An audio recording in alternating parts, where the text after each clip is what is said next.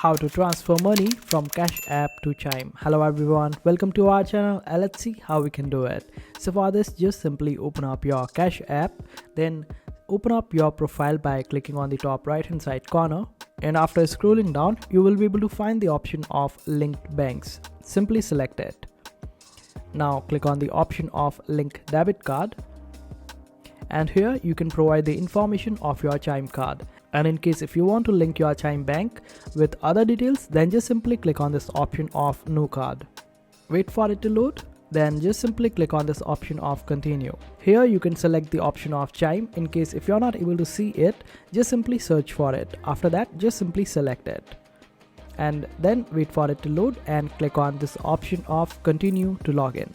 This way you would be prompted to log into your Chime account using your credentials, and after providing your credentials you will be connected with your Chime on Cash app. This way whenever you will try to cash out on Cash app, you would be prompted to select the option and there you will be able to see the Chime, and this way you would be able to transfer the money from your Cash app to Chime, and that's how you do it. I hope this video was helpful. Make sure to hit that like button and also subscribe to our channel for more helpful videos.